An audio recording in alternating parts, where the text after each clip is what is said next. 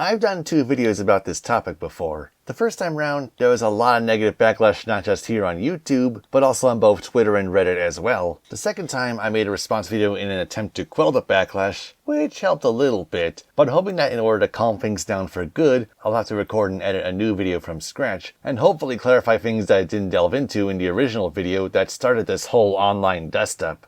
I'm going to start off by saying that while I am going to try to be a lot more respectful talking about this again, my opinions overall haven't changed. Thomas and the Magic Railroad is still my least favorite, or most hated, whichever you want to call it, out of the 14 movies and specials released during the original show's run. When I first heard about a director's cut being made, I was not as enthusiastic about it and wrote up a video which turned out to be a sloppily made excuse to forever hate on the original film. And as you can probably guess, that led to a mass array of angry and hostile comments and arguments online. Just to get this out of the way, please don't go harassing anyone whether or not they like the film and you disagree with their opinions, okay? That's not cool, folks.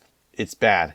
Really bad. I'll come back to that once I talked about the reasons why I won't review the director's cut of Magic Railroad. First off, I'm going to summarize why the film does not work for me. Magic Railroad has many problems, but here's the big 3. The first one is that the story is a convoluted mess. No matter if it's the Railway series, the original show, or even All Engines Go, Sodor has always been an island off the coast of Barrow-in-Furness, England, next to the Isle of Man. Turning Sodor into a presumably magical realm, largely devoid of humans with shining time at the other end of Mr. Conductor's universe, practically strips away any semblance of realism that the first 5 seasons had, aside from the fact that the engines have faces. Not helping what little story there is that a magic tank engine somehow connects both universes, and Lady had never been seen prior to this film, and the only time she appears afterward is a dream sequence from Calling All Engines, and there's no mention of magic. Which brings me on to the other 2 major problems of Magic Railroad, and they more or less go hand in hand with the sloppy story. The human characters getting the main focus, and Sodor and its residents feeling like an afterthought. I'm serious when I say that if you took out the Sodor elements and focused solely on shining time, it could have been a decent film. Have Lady be the town's guardian while Boomer wanted her dead for whatever reason, and it wouldn't have been so bad. Heck, I go so far as to say that I would actually watch that. But by shoehorning in Thomas and his friends into the story, even with his name in the title, it adds a lot of unnecessary details to it, and makes the film even more of a mess. Then there's the original vision that Britt Allcroft had intended. Just to make things 100% clear with you before we continue, I am not anti-Allcroft, and I never have been. I consider her to be a gifted woman that clearly believed in what Wilbur Awdry created 80 years ago. I know I haven't exactly been her kindest critic back in 2020 and 2021, but that was at a time when A, some things weren't exactly the most crystal clear, and B, the original show was coming to its end just before the All Engines Go reboot would debut. There's only one word to explain it all away. Hindsight. It's 2020, so to speak, and I may consider re-ranking the seasons with all the newer information that's come out over the last 4 years. That being said, in spite of Britt's ambition, she clearly needed someone to reel in her ideas. If David Mitten's original scripts for Series 5 were any indication, but one behind-the-scenes topic at a time, I think.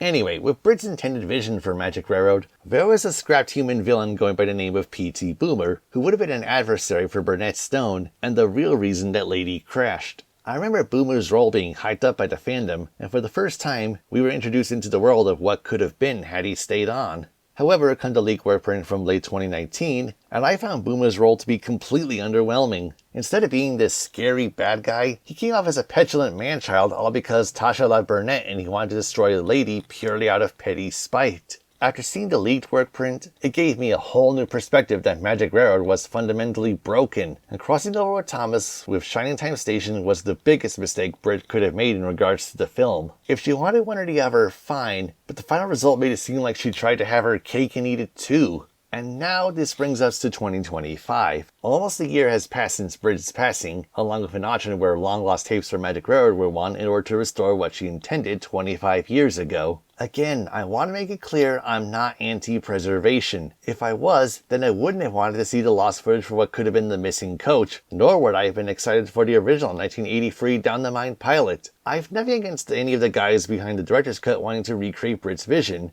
nor do I have it against anyone who wants to see said cut once it's released next year. It's their choice to watch it, and I can't change it. I can only respect their opinion. My decision to not review the Magic Railroad director's cut is threefold.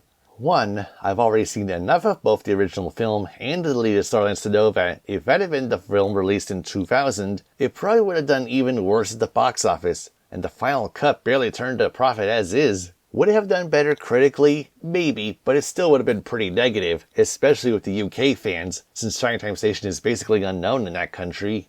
2. Even with the PT Boomers storyline fully restored, it's still the same convoluted story, but with a far greater emphasis on the human characters, and probably even less so on Thomas and his friends, if they're very lucky to show up every 10 or so minutes. And 3. There's very little else I can say about the film that I didn't already back in 2021, so why bother repeating what I said then?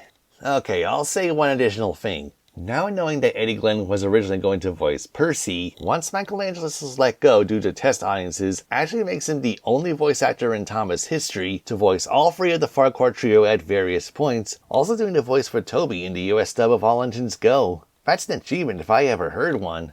And that is the video I should have done in the first place. I should have given myself some more time to polish up my thoughts and properly explain how I felt about the whole thing. And I certainly shouldn't have demeaned those who were making director's cut in the first place, even if that was not my intention. I can't apologize enough to the creators for that, as well as to anyone who got upset over the original video, but I do not wish to give out any names in this apology, for fear of rekindling any damage already done, thereby making this apology moot. Personal issues I have with Magic Road is an explanation for the original video, but it was not an excuse. There is none to be had. I should have shown more common sense, but then I've said far stupider things in the past. Of course, if you're not all convinced and think that I still have some sort of grudge against Britt just because I've been critical of her decisions in the past, keep in mind that a person's views can change within the span of a few years, for better or for worse. As more information got revealed regarding the behind-the-scenes stuff and several rumors debunked, it was pretty clear that Britt did have an understanding of what made Thomas so unique among children's literature in the first place. Unfortunately, she got too ambitious when it came to bringing Thomas to the big screen and paid the price for it.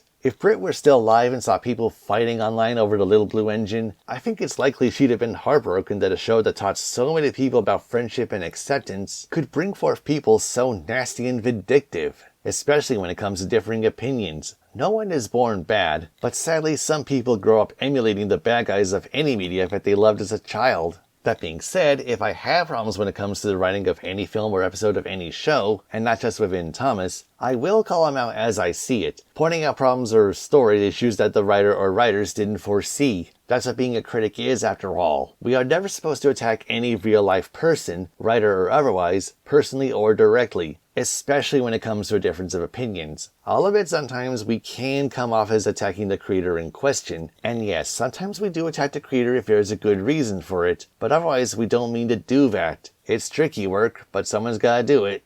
Speaking of which, join us next time as we revisit the final season of My Little Pony, Friendship is Magic. Believe me, this will be quite an experience, but before we do that, I have to go and find Matt and Cameron.